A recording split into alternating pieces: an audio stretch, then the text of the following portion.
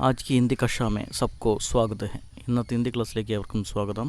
ഹിന്ദി വ്യാകരണം, ഹിന്ദി ഗ്രാമർ ക്ലാസ്സിൽ നാം ഇന്ന് കാൽ അല്ലെങ്കിൽ ടെൻസ് ആണ് എടുക്കാൻ പോകുന്നത്.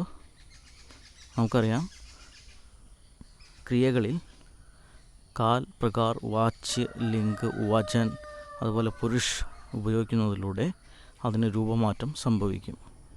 ഉദാഹരണമായിട്ട് നമ്മളിപ്പോൾ ലിംഗ് ഉപയോഗിക്കുകയാണെങ്കിൽ ഒരു വാക്യം പറയാം, രാം ചൽത്താ ഹെ. അതിനെ നമ്മൾ ലിംഗം ഉപയോഗിച്ച് മാറ്റുകയാണെങ്കിൽ സീത ചൽത്തി ഹെ, അല്ലേ? അവിടെ കർത്താവ് മാറി. അതുപോലെ വചൻ ഉപയോഗിക്കുകയാണെങ്കിൽ ഒരു ഉദാഹരണം പറയാം, ലഡ്ക ദൗഡ്താ ഹെ. ഏകവചനമാണല്ലേ. അപ്പം ബഹുവചനത്തിലേക്ക് മാറ്റുമ്പോൾ ലഡ്കെ ദൗഡ്തേ ഹെ. അതുപോലെ തന്നെ നമുക്ക് കാലത്തിനനുസരിച്ചും പ്രകാരത്തിനനുസരിച്ചും വാച്യത്തിനനുസരിച്ചും പുരുഷ് ഉപയോഗിക്കുന്നതിലൂടെ നമുക്ക് മാറ്റങ്ങൾ ഉണ്ടാകുന്നതായിട്ട് കാണാം. ഇനി നമുക്ക് എന്താണ് കാൽ അല്ലെങ്കിൽ ടെൻസ് എന്ന് നോക്കാം. അതിൻ്റെ ഒരു പരിഭാഷ ഡെഫിനിഷൻ ഇവിടെ കൊടുത്തിട്ടുണ്ട്. क्रिया के जिस रूप से हमें काम के होने के समय का बोध हो उसे काल कहते हैं. അതായത് നമ്മളൊരു പ്രവൃത്തി ചെയ്യുമ്പോൾ നമ്മൾ ചെയ്ത ജോലിയുടെ സമയത്തെ സൂചിപ്പിക്കുന്നു. നമ്മൾ ആ പ്രവൃത്തി എപ്പോഴാണ് ചെയ്തത്? ഇന്നലെയാണോ, ഇപ്പോഴാണോ, ഇപ്പോൾ ചെയ്തുകൊണ്ടിരിക്കുകയാണോ, ഇനി ചെയ്യാൻ പോകുന്നതാണോ? അപ്പോൾ ആ സമയത്തെ സൂചിപ്പിക്കുന്നതിനെയാണ് കാൽ എന്ന് പറയുന്നത്. ചുരുക്കി പറഞ്ഞാൽ സമയക്ക സൂചന ദേത്താ ഹെ ഉസെ काल कहते हैं. काल से हमें कार्य के समय का ज्ञान होता है और कार्य के सही समय का पता चलता है कि काम अभी हो रहा है या पहले हुआ था ये या आने वाले समय में होगा. കുറച്ച് ഉദാഹരണം നോക്കാം. वो लिख रहा है, അവൻ എഴുതുകയാണ് അല്ലെങ്കിൽ എഴുതിക്കൊണ്ടിരിക്കുകയാണ് എന്ന് പറഞ്ഞാൽ ഇപ്പം നടക്കുന്നതാണ്, പ്രസൻറ്റ് ടെൻസിൽ വരുന്നതാണ്, അല്ലേ?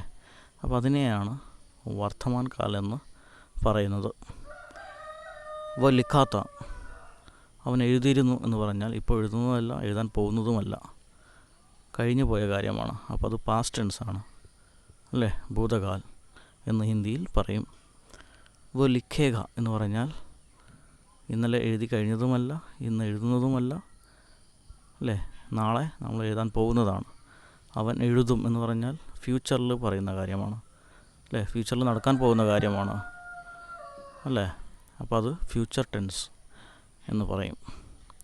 അപ്പോൾ ഇങ്ങനെ 3 കാലത്തിലുള്ള ഉദാഹരണമാണ് ഇവിടെ കൊടുത്തിരിക്കുന്നത്. കാലത്തെ 3 തരംതിരിച്ചിട്ടുണ്ട്. കാൽ കെ 3 ഭേദ് ഹെ, ഭൂതകാൽ, വർത്തമാൻ കാൽ, ഭവിഷ്യത് കാൽ. ഭൂതകാൽ എന്ന് പറഞ്ഞാൽ പാസ്റ്റ് ടെൻസ്, വർത്തമാൻ കാൽ എന്ന് പറഞ്ഞാൽ പ്രസൻറ്റ് ടെൻസ്, ഭവിഷ്യത് കാൽ എന്ന് പറഞ്ഞാൽ ഫ്യൂച്ചർ ടെൻസ്. നമ്മൾ പഠിച്ചു, കാൽ എന്ന് പറഞ്ഞാൽ സമയക്ക സൂചന ദേത്താ ഹെ. കാൽ കെ 3 ഭേദ് ഹെ, ഭൂതകാൽ, വർത്തമാൻ കാൽ ഓർ ഭവിഷ്യത് കാൽ. ഇനി എന്താണ് ഭൂതകാൽ, പാസ്റ്റ് ടെൻസ്? ക്രിയ കെ ജിസ് രൂപ സെ ബീത്തെ ഹുए समय का पता चले उसे ഭൂതകാൽ कहते हैं. ഈ ഒരു ക്രിയയിലൂടെ, ഈ ഒരു പ്രവൃത്തിയിലൂടെ കഴിഞ്ഞു പോയ, അതായത് ഈ പ്രവൃത്തി ചെയ്തിട്ട് ഒരുപാട് സമയമായി, അപ്പോൾ അതിനെ സൂചിപ്പിക്കുന്നതാണ് ഭൂതകാൽ, ചെയ്തു കഴിഞ്ഞത്. इसकी पहचान वाक्यों के अंत में ता, ते, ती आदि से होती है. ഇതിനെ ഐഡൻറ്റിഫൈ ചെയ്യാൻ നമുക്ക് ഒരു മാർഗമുള്ളത് വാക്യങ്ങളുടെ അവസാനം ത, തേ, തി എന്നിവ സാധാരണയായിട്ട് ഉപയോഗിക്കും. അതില്ലാത്തതും ഉണ്ട്. അപ്പോൾ ഭൂതകാലം എന്ന് പറഞ്ഞാൽ കഴിഞ്ഞു പോയതിനെ സൂചിപ്പിക്കുന്നു. പ്രവൃത്തി ചെയ്തിട്ട് ഒരുപാട് സമയമായി എന്നതിനെയാണ് സൂചിപ്പിക്കുന്നത്. ഉദാഹരണമായിട്ട് ഇവിടെ ലഡ്ക ആയാത്ത, പയ്യൻ, ബോയ് വന്നിരുന്നു എന്ന് പറഞ്ഞാൽ വന്നു പോയി എന്നാണ് അർത്ഥം. വ കാ ചുക്കാത്ത, അവൻ കഴിച്ചിരുന്നു, കഴിച്ചു കഴിഞ്ഞിരുന്നു എന്ന് പറഞ്ഞാൽ ഭക്ഷണം കഴിച്ചു കഴിഞ്ഞു. मैंने ഖായ, ഞാൻ പാടി എന്ന് പറഞ്ഞാൽ ഇവിടെ വാക്യത്തിൻ്റെ അവസാനം താ ഇല്ല. അപ്പോൾ ഞാൻ പറഞ്ഞു താ വരണമെന്നും ഇല്ല ഭൂതകാലത്തിൽ, പക്ഷേ കഴിഞ്ഞതായിരിക്കണം. അപ്പോൾ ഇവിടെ സമയം മൈനെ ഘായ എന്ന് പറഞ്ഞാൽ ഞാൻ പാടി എന്ന് പറഞ്ഞാൽ പാടിക്കഴിഞ്ഞു. എപ്പോഴാണ് പാടി കഴിഞ്ഞത്? ഒരുപാട് സമയമായി. അതുപോലെ അടുത്ത ഉദാഹരണം, 2 दिन पहले जोर की वर्षा हुई थी. 2 ദിവസം മുന്നേ ഭയങ്കര ശക്തമായ മഴ പെയ്തിരുന്നു എന്ന് പറഞ്ഞാൽ നടന്ന കാര്യമാണ്. അപ്പോൾ ഇതിനെയാണ് ഭൂതകാലം എന്ന് പറയുന്നത്. നടന്നു കഴിഞ്ഞ കാര്യത്തെയാണ് ആ സമയത്ത് സൂചിപ്പിക്കുന്നതാണ് ഭൂതകാൽ. അപ്പോൾ മിക്ക വാക്യങ്ങളുടെ അവസാനവും ത ഉണ്ടാകാം. അത് लिंग वचन कार्य के अनुसार उसमें भी परिवर्तन आते हैं. താ എന്നുള്ളത് തേ തീ എന്നൊക്കെ ആകും. ഇനി ഭൂതകാലം 6 തരംതിരിച്ചിട്ടുണ്ട്. भूतकाल के 6 भेद हैं. फर्स्ट वन सामान्य भूतकाल, सेकंड वन आसन्न भूतकाल, थर्ड वन पूर्ण भूतकाल, फोर्थ अपूर्ण भूतकाल, फिफ्थ संदिग्ध भूतकाल और सिक्स्थ हेतुमत ഭൂതകാൽ. ഭൂതകാലത്തെ 6 തരംതിരിച്ചിട്ടുണ്ട്. സാമാന്യ ഭൂതകാൽ, ആസന്ന ഭൂതകാൽ, പൂർണ്ണ ഭൂതകാൽ, അപൂർണ്ണ ഭൂതകാൽ, സന്ദിഗ്ധ ഭൂതകാൽ, ഹേതുമത് ഭൂതകാൽ. എന്താണ് സാമാന്യ ഭൂതകാൽ എന്ന് നമുക്ക് നോക്കാം. जिससे भूतकाल की क्रिया के विशेष समय का ज्ञान ना हो. അതായത് പ്രത്യേകിച്ച് ഇതിൻ്റെ സമയം സൂചിപ്പിക്കുന്നില്ല. ആ ഭൂതകാലത്തെയാണ്, ആ പ്രവൃത്തിയെയാണ് എന്ത് പറയുന്നത്? സാമാന്യ ഭൂതകാലം എന്ന് പറയുന്നത്. क्रिया के जिस रूप से भूतकाल के किसी विशेष समय का निश्चय नहीं होता उसे സാമാന്യ ഭൂതകാൽ कहते हैं. അതായത് പ്രത്യേകിച്ച് സമയം സൂചിപ്പിക്കുന്നില്ല. ഉദാഹരണമായിട്ട് ഇവിടെ കുറേ ഉദാഹരണങ്ങൾ കൊടുത്തിട്ടുണ്ട്. മോഹനായ, സീത ഗയി, മോഹൻ വന്നു, സീത പോയി എന്നൊക്കെ പറയുമ്പോൾ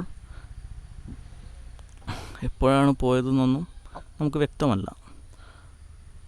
വന്നു എന്നുള്ളത് ഉറപ്പാണ്. സീത ഗയി, സീത പോയി എന്നുള്ളതും ഉറപ്പാണ്. മോഹനായ, സീത ഗയി, വിനയ് ഘർ ഗയ, मैंने खाना खाया, वे कल यहाँ आए थे, उसने पिछले वर्ष परीक्षा दी എന്നൊക്കെ പറയുമ്പോൾ പ്രത്യേകിച്ച് സമയം സൂചിപ്പിക്കുന്നില്ല. അപ്പം അതിനെയാണ് സാമാന്യ ഭൂതകാലം എന്ന് പറയുന്നത്.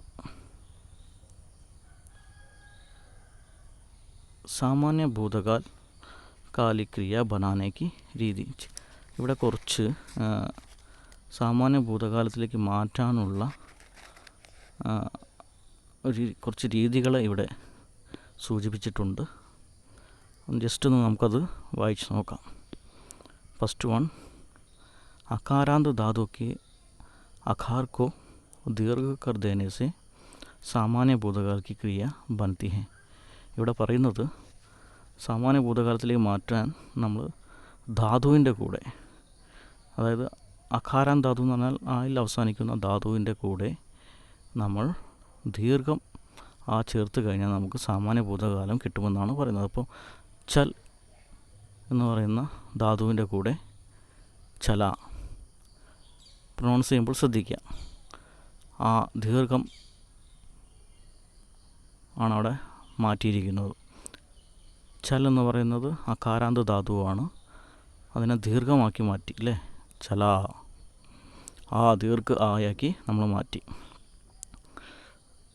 सेकंड वन आकारांत अथवा ओकारांत धातुओं के अंत में या जोड़ने से, जैसे ला लाया, पा पाया, सो सोया, को खोया. അതായത് ദീർഘം ആയിൽ അവസാനിക്കുന്ന ധാതുവിൻ്റെ കൂടെ, അതുപോലെ തന്നെ ഊയിൽ അവസാനിക്കുന്ന അല്ലെങ്കിൽ ഓയിൽ അവസാനിക്കുന്ന ധാതുവിൻ്റെ കൂടെ യാ ചേർത്താൽ നമുക്ക് സാമാന്യ ഭൂതകാലം കിട്ടുമെന്നാണ് പറയുന്നത്. थर्ड वन, इकारांत और एकारांत धातुओं को इकारांत करके उनके आगे एकवचन में या और बहुवचन में ये जोड़ देते हैं. അതായത് ദീർഘം ഈകാരാന്തിനെയും ഏകാരാന്തിനെയും ദീർഘമില്ലാത്ത ഈകാരാന്താക്കി മാറ്റിയിട്ട് അതിൻ്റെ മുന്നേ ഏകവചനത്തിൽ യായും ബഹുവചനത്തിൽ ഏയും ചേർത്ത് കഴിഞ്ഞാൽ നമുക്ക് സാമാന്യ ഭൂതകാലം കിട്ടുമെന്നാണ് ഇവിടെ പറയുന്നത്. അപ്പോൾ ഇവിടെ ഉദാഹരണം കൊടുത്തിട്ടുണ്ട്. പി എന്ന് പറഞ്ഞാൽ ദീർഘം ഇ ആണ്. അതിനെ നമ്മളെന്താക്കി മാറ്റി? ദീർഘമില്ലാത്ത ഇ ആക്കി മാറ്റി, പിയ. അതുപോലെ ബഹുവചനത്തിൽ പി എ, പി, പി. അതുപോലെ ഒരുപാട് രീതികൾ, അതുണ്ടാക്കാനുള്ള രീതികൾ ഇവിടെ ഒരുപാട് കൊടുത്തിട്ടുണ്ട്. एकारण धातुओं में से और खे धातु अपवाद हैं. इनके रूप इस प्रकार हैं. എയിൽ അവസാനിക്കുന്ന ധാതുക്കളുടെ കൂടെ സെ അതുപോലെ കെ ധാതു അപവാദമാണ്. അത് നമ്മൾ ശ്രദ്ധിക്കേണ്ട കാര്യമാണെന്നാണ് പറയുന്നത്. എപ്പോഴും ഒരുപോലെ ആയിരിക്കും അത് വരുന്നത്. സെ എന്ന് പറയുമ്പോൾ അതിൻ്റെ കൂടെ യാ ചേർത്താൽ സെയ, അതുപോലെ സെയെ, സെയിസ്, സെയീം, അതുപോലെ കെ, കെയ, കെയെ, കെയി, കെയും. അങ്ങനെ ഹിന്ദി ഭാഷയിൽ ഇതുപോലെയുള്ള ശബ്ദങ്ങൾ ഇല്ല എന്നാണ് അർത്ഥമാക്കേണ്ടത്. അതുപോലെ ऊकारांत, दीर्घ ऊकारांत धातुओं से उकारांत करके आ, ए, ई या ईम जोड़ने से, जैसे कुछ ऐसी धातुएं हैं जिनका कोई निश्चित विधान नहीं होता. जैसे ചില ധാതുക്കൾ നമ്മൾ മാറ്റുമ്പോൾ, യാ, എ, ഇ ആക്കി മാറ്റുമ്പോൾ നമ്മൾ ശ്രദ്ധിക്കേണ്ട കാര്യമാണ്. ജായ എന്ന് പറയില്ല, അത് പാസ്റ്റ് ടെൻസിൽ ഗയ ആയിട്ട് മാറും യാ ചേർത്ത് കഴിയുമ്പോൾ. അതുപോലെ ഗയേ, ഗൈ, ഗൈ. അതുപോലെ ഖർ എന്ന് പറയുന്നത് ധാതുവിൻ്റെ കൂടെ യാ ചേർത്ത് കഴിഞ്ഞാൽ കിയ എന്നായിട്ട് മാറും. കിയെ, കി, കി. ഹോ എന്ന് പറയുന്ന ധാതുവിൻ്റെ കൂടെ നമ്മൾ ആ, എ, ഇ, ഇ ഒക്കെ ചേർത്ത് കഴിയുമ്പോൾ ഹുവ, ഹുവേ, ഹുയി, ഹുയീം എന്നൊക്കെ മാറുന്നതായിരിക്കും. അപ്പോൾ ഇത്രയുമാണ് രീതികൾ. ഇത് പ്രത്യേകിച്ച് ഇത് രീതികൾ ഇങ്ങനെ എക്സാമിന് ചോദിക്കില്ല. പക്ഷേ സാമാന്യ ഭൂതകാലമേ ബദലിയേ എന്ന് പറഞ്ഞിട്ട് വരാൻ ചാൻസ് ഉണ്ട്. അപ്പോൾ ഉദാഹരണമായിട്ട് ഇപ്പോൾ ധാതുവോं സാമാന്യ ഭൂതകാലമേ ബദലിയേ എന്ന് പറഞ്ഞാൽ അതിൻ്റെ കൂടെ നമ്മൾ യാ, എ, ഈ, എന്നൊക്കെ ചേർത്തിട്ട് നമ്മൾ മാറ്റി എഴുതേണ്ടതാണ്. അപ്പോൾ അങ്ങനെ വരാനാണ് ചാൻസ്. വേർഡ് തന്നിട്ട് അതിനെ സാമാന്യ ഭൂതകാലത്തിലേക്ക് മാറ്റാനായിട്ട് പറഞ്ഞേക്കാം. ഇപ്പോൾ ചൽ എന്ന് പറയുന്നതിനെ സാമാന്യ ഭൂതകാലത്തിലേക്ക് മാറ്റാൻ വേണ്ടിയിട്ട് എക്സാമിന് ചോദിച്ചേക്കാം. അപ്പോൾ ചല ദീർഘം ഉള്ള ആയാക്കി മാറ്റിയാൽ നമുക്ക് അത് സാമാന്യ ഭൂതകാലം കിട്ടും. അതുപോലെ തന്നെ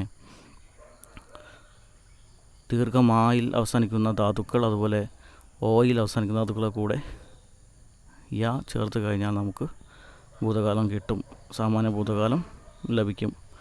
ഇപ്പോൾ സോ എന്ന വേർഡ് തന്നാൽ, എക്സാമിന് തന്നാൽ അതിനെ സാമാന്യ ഭൂതകാലത്തിലേക്ക് മാറ്റണമെങ്കിൽ നമ്മൾ യാ ചേർത്താൽ സോയ. അപ്പോൾ അതുമാത്രം ശ്രദ്ധിക്കുക. ഇനി അടുത്തത് ആസന്ന ഭൂതകാലം. എന്താണ് आसन्न भूतकाल नोക്കാം. इससे क्रिया की समाप्ति निकट भूत में या तत्काल ही सूचित होती है. अदायद क्रिया के जिस रूप से यह समझा जाए कि क्रिया के व्यापार को बीते अधिक समय ना हुआ हो उसे आसन्न भूतकाल कहते हैं. അതായത് പ്രവൃത്തി ചെയ്തു കഴിഞ്ഞിട്ട് അധികം സമയമായിട്ടില്ല, അതിനെയാണ് ആസന്ന ഭൂതകാലമെന്ന് പറയുന്നത്. ഇപ്പോൾ ഉദാഹരണം ഇവിടെ കൊടുത്തിട്ടുണ്ട്. മേനെ ആം കായ ഹേ, ഞാൻ മാങ്ങ കഴിച്ചിട്ടുണ്ട് എന്ന് പറഞ്ഞാൽ കഴിച്ചു കഴിഞ്ഞിട്ട് അധികം സമയമായിട്ടില്ല. മേ ചലാ ഹും, ഞാൻ പോകുകയാണ്, അല്ലേ, ഞാൻ പോയി. അല്ലെങ്കിൽ വേ അബി ആയേ ഹേ, അവരിപ്പോഴാണ് വന്നത്. ബച്ചെ സോ ഗയാ ഹെ, കുട്ടി ഉറങ്ങി. പ്രഭാ ബസ് അഭി ഗയി ഹെ, പ്രഭ എന്ന് പറയുന്ന ബസ് ഇപ്പോഴാണ് പോയത്. വൃക്ഷ് ഗിർ ഗയാ ഹെ, മരം കടപുഴകി വീണു. അല്ലേ? അപ്പോൾ ഇതൊക്കെ ഈ പ്രവൃത്തികളൊക്കെ ചെയ്തിട്ട് അധികം സമയമായിട്ടില്ല. അതിനെ സൂചിപ്പിക്കുന്നതാണ് ആസന്ന ഭൂതകാൽ. അതുപോലെ തന്നെ നമ്മുടെ ടെക്സ്റ്റ് ബുക്കിൽ കൊടുത്തിട്ടുണ്ട്, സാമാന്യ ഭൂതകാൽ की क्रिया के साथ वर्तमान काल के चिन्ह जोड़ने से ആസന്ന ഭൂതകാൽ का रूप बनता है. നമ്മൾ നേരത്തെ പറഞ്ഞ സാമാന്യ ഭൂതകാൽ, ആ ഭൂതകാലത്തിലെ ക്രിയയുടെ കൂടെ വർത്തമാനകാലത്തിൻ്റെ ചിഹ്നം ചേർത്ത് കഴിഞ്ഞാൽ നമുക്ക് ആസന്ന ഭൂതകാലം കിട്ടുമെന്നാണ് പറയുന്നത്. ഉദാഹരണം കൊടുത്തിട്ടുണ്ട്. ഇപ്പം ചല എന്ന് പറയുന്ന സാമാന്യ ഭൂതകാലം നമ്മൾ നേരത്തെ പറഞ്ഞു. അതിൻ്റെ കൂടെ നമ്മൾ ഹേ, അത് വർത്തമാനകാലത്തിൻ്റെ ചിഹ്നമാണ്. അത് ചേർത്തപ്പോൾ നമുക്ക് എന്ത് കിട്ടി? ആസന്ന ഭൂതകാലം കിട്ടി. അതായത് പ്രവൃത്തി ക്രിയ ചെയ്തിട്ട് അധികം സമയമായിട്ടില്ല. ചലാ ഹേ, ചലേ ഹേ, ചലി ഹേ, ചലി ഹേ എന്നൊക്കെ പറയുമ്പോൾ അത് കർത്താവിനനുസരിച്ചിട്ടാണ് ഇവിടെ കൊടുത്തിരിക്കുന്നത്. ബഹുവചനവും ഏകവചനത്തിലും ലിംഗം മാറിയിട്ടുള്ള വാക്കുകളൊക്കെയാണ് ഇവിടെ കൊടുത്തിട്ടുള്ളത്. അതുപോലെ ചലാ ഹെ, ചലേ ഹോ, ചലി ഹോ, അതുപോലെ ചലാഹും, ചലിഹും. അപ്പോൾ അതാണ് ആസന്ന ഭൂതകാൽ. അടുത്തത് പൂർണ്ണ ഭൂതകാൽ. എന്താണ് പൂർണ്ണ ഭൂതകാൽ എന്ന് നോക്കാം. क्रिया के उस रूप को पूर्ण बोध कहते हैं जिससे क्रिया की समाप्ति के समय का स्पष्ट बोध होता है कि क्रिया को समाप्त हुए काफ़ी समय बीता है. പൂർണ്ണ ഭൂതകാലം എന്ന് പറഞ്ഞാൽ പ്രവൃത്തി ചെയ്തിട്ട് ഒരുപാട് സമയമായി എന്ന് നമുക്ക് സൂചന തരുന്നതിനെയാണ് പൂർണ്ണ ഭൂതകാലം എന്ന് പറയുന്നത്. ഉദാഹരണം ഇവിടെ കൊടുത്തിട്ടുണ്ട്. ഉസ്നെ മുരാരിക്കോ മാറാത്ത, വഹ് ആയാത്ത എന്നൊക്കെ പറയുമ്പോൾ ഒരുപാട് സമയമായി. അവൻ മുരാരിയെ വധിച്ചിരുന്നു എന്ന് പറഞ്ഞാൽ ഒരുപാട് സമയമായി വധിച്ചിട്ട്. അതുപോലെ വഹ് ആയാത്ത, അവൻ വന്നിരുന്നു. വ്യാസ്ജീനെ മഹാഭാരത രചാത്ത, വ്യാസനാണ് മഹാഭാരതം രചിച്ചത് എന്ന് പറയുമ്പോൾ ഒക്കെ ഒരുപാട് സമയമായി. വർഷ ന ഹോനെ സെ ഖേത്തി സൂഖ് ഗയി തീ, മഴ പെയ്യാത്തത് കാരണം പാടം ഒക്കെ ഉണങ്ങിപ്പോയി എന്നൊക്കെ പറയുമ്പോൾ ഒരുപാട് സമയമായി. അപ്പോൾ അതിനെയാണ് പൂർണ്ണ ഭൂതകാലം എന്ന് പറയുന്നത്. നമ്മുടെ ടെക്സ്റ്റ് ബുക്കിൽ എന്താണ് കൊടുത്തതെന്ന് നോക്കാം. क्रिया के जिस रूप से ये मालूम हुआ कि उसके व्यापार को समाप्त हुए बहुत समय बीत चुका है, वो पूर्ण भूतकाल कहता है. सामान्य भूतकाल की क्रिया के साथ लिंग और वचन के अनुसार ता, ते, ती, तीम आदि जोड़ने से പൂർണ്ണ ഭൂതകാൽ की क्रिया बनती है. അതായത് സാമാന്യ ഭൂതകാലത്തിൻ്റെ ക്രിയയുടെ കൂടെ നമ്മൾ ലിംഗ വചനത്തിനനുസരിച്ച് താ, തേ, തീം എന്നിവ ചേർത്ത് കഴിഞ്ഞാൽ നമുക്ക് എന്ത് കിട്ടും? പൂർണ്ണ ഭൂതകാൽ ലഭിക്കുമെന്നാണ് പറയുന്നത്. ഉദാഹരണമായിട്ട് ഇപ്പം ആയ എന്ന് പറയുന്ന സാമാന്യ ഭൂതകാലത്തിൻ്റെ കൂടെ നമ്മൾ താ ചേർത്തു. ആയാത്ത, വന്നിരുന്നു, ഒരുപാട് സമയമായി വന്നിട്ട്. ആയത്തെ, അതൊക്കെ ബഹുവചനത്തിനനുസരിച്ചാണ്. അതുപോലെ ആയിത്തി ലിംഗത്തിനനുസരിച്ചാണ്. അതുപോലെ ചലാത്ത, ചലേത്തെ, ചലീത്തി. ഇതാണ് പൂർണ്ണ ഭൂതകാൽ. ഇത്രയും ക്ലാസ്സുകൾ മനസ്സിലായെന്ന് വിചാരിക്കുന്നു. അപ്പോൾ ഇന്ന് നമ്മൾ കാലമാണ് എടുത്തത്. കാലത്തെ 3 തരംതിരിച്ചു. ഭൂതകാൽ, വർത്തമാനകാൽ, ഭവിഷ്യത് കാൽ. അതിൽ ഭൂതകാലം 6 തരംതിരിച്ചു. അതിലുള്ള സാമാന്യ ഭൂതകാൽ, അതുപോലെ തന്നെ ആസന്ന ഭൂതകാൽ, പൂർണ്ണ ഭൂതകാലാണ് നമ്മളിന്ന് പഠിച്ചത്. എല്ലാവർക്കും ഇന്നത്തെ ക്ലാസ് മനസ്സിലായെന്ന് വിചാരിക്കുന്നു. ധന്യവാദ്.